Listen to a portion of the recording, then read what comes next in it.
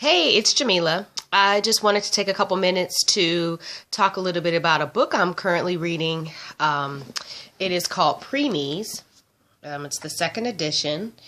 And the reason why I purchased this book, initially when my son died, I remember looking on Amazon for different books that might talk about preemies. But at the time, I wasn't really ready to read that or read anything on that because I didn't want to read anything that was just going to confirm even further what I already knew, which was that my son's death was preventable. I'll make another video going into the story, but in a nutshell, my son was born prematurely. But he was fully developed. He was 8 months, had no major health defects with breathing on his own. Essentially, he just had the feeding tube, which is a standard if your child is born before 32 weeks. But he was perfectly healthy, perfectly fine. Unfortunately, they were giving him preterm formula through the feeding tube. They started increasing his feedings, and essentially, they gave him too much. It ruptured his intestine. He became septic. They tried to do surgery, and he never survived the surgery. So the factors involved in his death were, number one, preterm formula, and number two, the feeding tube. He didn't need the feeding tube as far as I'm concerned because on his second day of life, he took a bottle, and on the fourth day, he did nurse. The reason why he was given preterm formula was because I was not getting my milk via pumping, because when your baby's a preemie, they don't put them to the breast right away, which he could have because he didn't have any delays or reasons why that could not have been a possibility. And so had that happened, because as soon as he nursed, I started getting that milk via pumping. So it was a cascade of things that led to that situation. And because he had been on the preterm formula for a few days and was fine, we didn't think there was any danger in it because we knew eventually, of course, he was going to be nursed regularly. But we had no clue about the dangers of feeding tubes, the dangers of preterm formula usage with preemies, and something called NEC. They call NEC a disease, but the reality is a baby's intestines do not just spontaneously rupture. Their intestines rupture because they are being given too much food, which their bodies cannot digest. And if it is preterm formula, that's even worse because their bodies aren't designed to digest it at all. So typically, when a baby is born prematurely, they assume that some infection has been involved, so they get antibiotics just as a standard operating procedure for the, in most cases. And I can only speak to my case. The NICU does phenomenal work in helping infants that could otherwise not survive, not being able to breathe on their own and things like that. So I'm not saying I'm against that. I'm speaking to the situation that happened with my son. And in his case, had there been no feeding tube, because the reality is my son was not going to starve to death or sleep to death. He woke up. When they get hungry, they wake up and, hey, I'm hungry. And so you feed him. That's how it works normally and naturally. And he was far enough along gestationally that he was already manifesting, those behaviors and things that a regular term baby would manifest. So be it for the preterm formula and be it for him having that feeding tube, he would still be alive. Period. Dot. So his death was 100% preventable. So we took Bradley childbirth classes. And that totally prepared us for a natural childbirth. I recommend, I don't care if you're having a C-section, whatever, that you definitely take a Bradley birth childcare class because this is so important to understand how something is supposed to happen. Because then you'll have a gauge by which to compare what actually happens. You'll know. So then when these things start to happen, you'll understand how it's going to impact that process and perhaps how you could even mitigate it. Second of all, you have to educate yourself. And I'll do another video on some of the books I read. But at 18 weeks, I found out I was going to have a C-section because I had previous uterine surgery. I had fibroids removed, and it was like 4 years prior to me getting pregnant. So I didn't even know. And at that time, I was in a different relationship, and so I wasn't even thinking about having kids. So it was just a conversation that never came up. But eventually, my doctor had to help me to understand, it's not optional. You have to have a C-section. So I had to grieve the process of not being able to have a natural birth.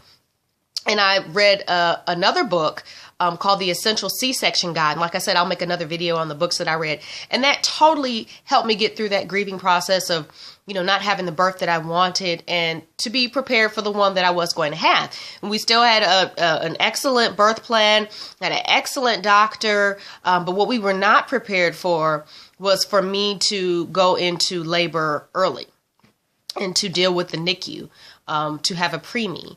And what caused me to, well, actually, I didn't go into labor early. My water broke early at 31 weeks in one day. And the cause was work-related stress. So there's a clue. If your job is stressing you out, if you have that feeling in your gut like I'm done, just don't even continue to do it. It's not worth it. So went into the hospital, but I did not actually go into labor until 24 hours later. And because I was far enough along, they said, well, we're not going to try to stop it. They gave me the steroid shots and things like that. He was born. Everything's fine. Like I said, a perfectly healthy, thriving baby up until the day and the one feeding that he didn't tolerate. And that's the one that caused his death. It led to, his intestines rupturing and all this and that. So from that process, I've learned a lot. And, people can have their opinions and things like that. And, that's what YouTube's for. It's free. You can get your own channel and have your own opinions. But when someone's child dies, what they don't need to hear is your negative comments or you trying to be a know-it-all. So please don't feel free to comment anything like that. Like I said, I am not against the NICU. I am not against the medical establishment. I am simply stating what happened with my situation and taking my experience and what I learned and sharing that so that other people can be warned, forewarned, and on guard. My hospital did not offer human donor milk, and that's because preterm formula is cheaper than donor milk. And yet they know that human donor milk is better than preterm formula. Infants given preterm formula, the one statistic I read said they're 6 to 10 times more likely to develop NEC or their intestines to rupture and then their intestines begin to die. NEC is when their intestines start to die. But the cause of it is the feeding itself. So when they start feeding your baby, your premature baby in the NICU through the feeding tube, you need to understand that that can be life-threatening.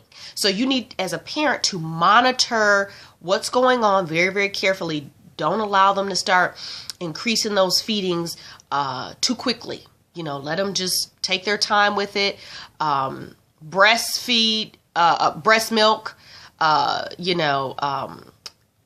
donor milk, because their little bodies just can't handle it. And my son was not, if you had seen him, you'd be like, what? He doesn't even look like a preemie. He was 18 inches, 4 pounds, 2 ounces.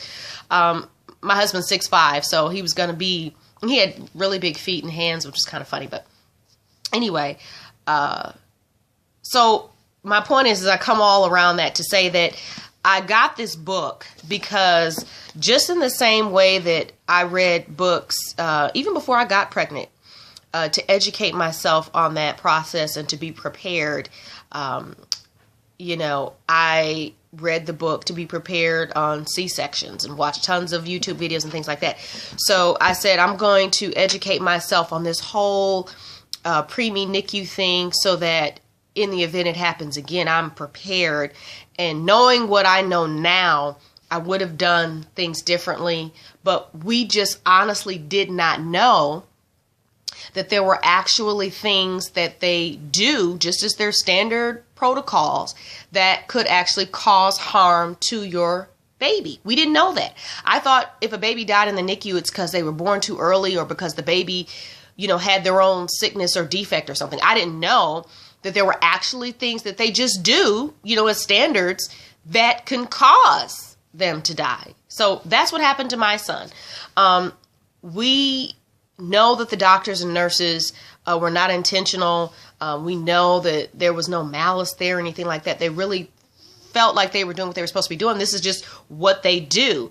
But that's why it's so important for us as parents to understand what's going on, and when your baby ends up in the NICU, typically you didn't know that was coming, and so you're just not prepared. You're just totally caught off guard. So I'm planning to do some things to help create a way to make it a little easier on parents in that situation. But for now, I just wanted to share my experience. I said I was going to make a separate video about what happened to my son, but I've kind of touched on it in this one. But pretty much in a nutshell, I'm not done with this book. It's like 600 pages, and I'm only on page 115. But I will say this. It has been very eye-opening as far as now I understand, what certain things were. Some things are a little, cause a little emotional tinge because I'm like, I don't agree with that. And but I feel like I have to keep pushing forward. I have to finish the book so that I can have this knowledge. I am not pregnant right now. My husband and I do hope to have more children, and I just want to be prepared for every scenario. And but I'm hoping I don't have to use this information, but I would recommend that all parents always try to educate themselves on every scenario. It's better to have the information and not need it than to be hit by a bus and not be prepared for it. So anyway, so I just wanted to share that with you. I do recommend the book if you currently have a baby in the NICU, or if you're at risk for preterm labor, or even if you're just pregnant. In addition to the other books that I recommend, and like I said, I'll do a separate video, I recommend that you read this one too. It's just good to be aware and understand all the different things that could happen. Not to scare you. It's not scary like that. And I mean, you can always skip stuff that you just don't want to know. Because I know when you're pregnant, you don't want to read about stuff because then you obsess about it and you feel like, so you don't want to read about anything bad because you don't want it to happen. So, but definitely if your child's already in the NICU, or you are thinking of becoming pregnant, or if you're at risk for preterm labor, definitely, I would recommend this book. I'll put a link in the comments to the book on Amazon so that you can, read more about it there. But anyway, thanks for watching.